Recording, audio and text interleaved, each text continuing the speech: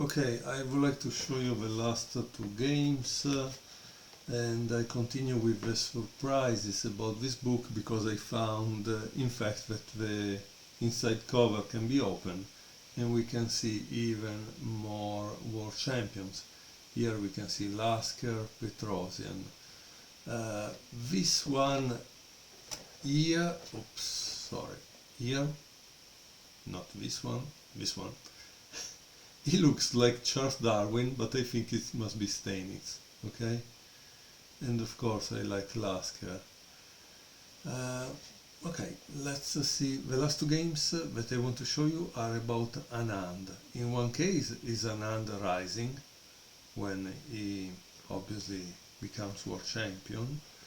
And the other case is Anand going down when he meets Magnus. Okay, so the game I'm showing you is from chapter 20, page 237. Anand is white and Karpov is black. It was played in Las Palmas 1996. Knight f3, d5, d4, e6, c4, d takes c4, e4, b5. A somewhat obscure sideline of the Queen's Gambit accepted, which enjoyed a brief spell of popularity at the time. It is rare for black to be able to protect his c4 pawn in this way, but in this particular case he gets away with it. Okay, a4, c6, a takes b5, c takes b5, b3, bishop b7. This attack on e4 is what allows black to settle his queenside problem satisfactorily. B takes e4, bishop takes e4, c takes b5, and knight f6. Black has achieved a solid position. In order to be entirely safe, he only needs to exchange his a pawn for white b pawn. Bishop e2, bishop e7, castle, castle, knight c3, bishop b7. Everything is ready for a7, a6. White is unable to prevent this move, but Anand finds a way to keep the fight going anyway. So how does he find a way to continue with the fight? Let's see. Knight e5, a6, and bishop f3, undermining the safety of black's rook on a8. White is not worried about the possible loss of a pawn, as after bishop takes f3, queen takes f3, queen takes d4, rook e1, black is in serious trouble. Wow, very interesting story. So let's watch it again. He's not afraid that after bishop takes f3, queen takes f3 is defending this, yes. But queen takes d4 is attacking this. And rook e1 defend this, but then at this point the rook a8 is under attack. And this is not defendable probably. So that's why. So why am I not moving the pieces? Because guys, we do need to be able to visualize at least a couple of moves on the board without moving the pieces. Honestly, I tell you, Grandmaster Zapata once told me, you should stop also using your fingers, just visualize in your head. So that's what we should do, okay? Knight d5. A good defensive move, but a concession nevertheless. By closing the diagonal of his queen's bishop, blacks accept a diminishing of elasticity of his position. Knight takes d5, e takes d5, rook b1. A highly unexpected move. To all outward appearances, a1 is the perfect square for this rook. So it says this is the perfect square. White is preparing to meet a takes b5 with rook takes b5, when all of a sudden black has problem defending his pawn on d5. Oh, okay, this is interesting. This is interesting. Because if he plays bishop a6, he plays rook takes d5. Okay, so let's see how it continues. Queen b6, a move which Karpov won't have made easily. It looks strange to put the queen on the same file as white's rook, yet it seems a good solution, as the pawn on b5 is now blocked and pinned. Pinned because this is not protected, okay? If white now plays a routine move like queen d3, defending, black will have time to reinforce d5 with rook d8 when everything is under control. So what should white play at this point in order to continue the attack on the queen side?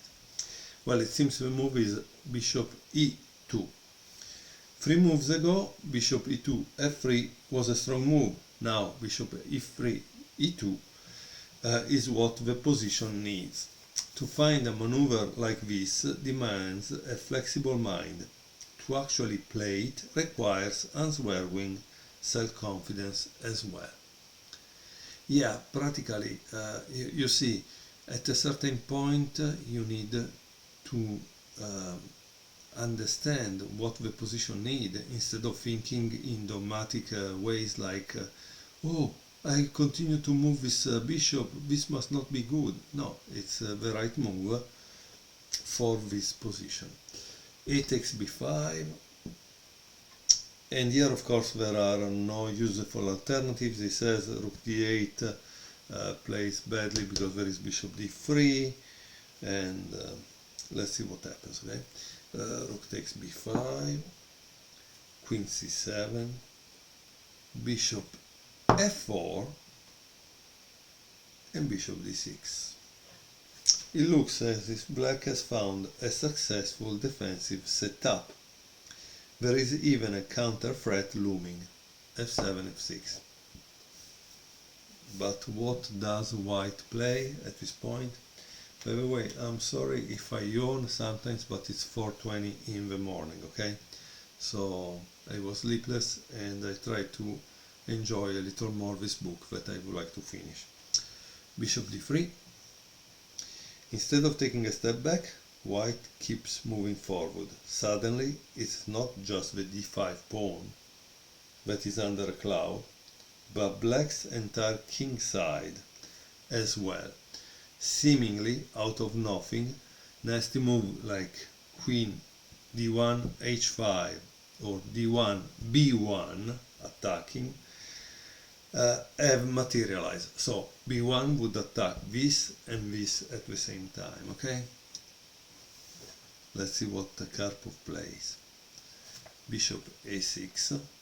Karpov is feeling the pressure, hoping to exchange pieces, relieve the pressure and simplify the position. He offers a pawn. But white doesn't care. Now please pause the video. You are white. Try to find out what white played, okay? Because this is really a great move, okay? Bishop takes h7. Boom! Anand must have felt there is a bigger game to be hunted than just a pawn. Still, to forgo a perfectly reasonable option with an extra pawn and a draw in the bag in favor of peace sacrifice with unpredictable consequences is not a decision many players would have made. It is a sign of self-confidence, great powers of calculation and bravery. In other words, the hallmark of a most pure, sparkling talent. Okay, let's see. Because I don't know if you notice, 1 and 2, so something is gonna fall there. But let's see here. King takes h7, queen h5, king g8, and rook b3. Wow, tac, tac. And now there is bishop takes e5, a mistake. In time trouble and probably irritated by the unexpected turn the game has taken Karpov. The turn the game has taken, Karpov doesn't defend as well as he might have done. So this is kind of interesting because Karpov was really good in defense, right? It seems there were 2 better moves. One was f6 and the other was bishop c8. Okay, and here there is a long analysis to prove it, okay? Rook h3, f6, and now d takes e5. White now has a fabulous attack, position and a relatively cheap price. Let's see what happens. Queen e7. Obviously, here there is analyze what happens if black plays bishop takes f1, okay? They could have put a diagram and I would have shown you what happened, okay? But I don't want to go back, I want to see what happens. Queen h7, king f7, rook g3, king e8, rook takes g7, queen e6, e takes f6, oh my god, it's a massacre, knight c6. Finally the queen's knight is able to join the battle, but it is clear that black is helpless against the onslaught, now that he has insufficient material compensation for the exposed position of his king. The concluding moves were, okay, just notice this, this knight c6 comes out at move 29. Generally, we should be aware that if such a thing happens, maybe there was some problems in the opening, right? Okay, let's see how it ends. Rook a1, king d8, h4, bishop b7, rook c1, bishop a6, rook a1, bishop b7, rook d1, bishop a6,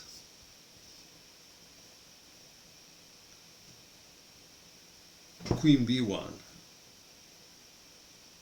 rook takes f6, and bishop g5. In this position, Karpov lost on time. He might as well have resigned. Well, it was a beautiful game. The next game I will show you will come from a gameplay between Magnus Carlsen and Anand in 2012. Again, it's really a beautiful book, and here you can see a picture of the author, Paul van der Stern.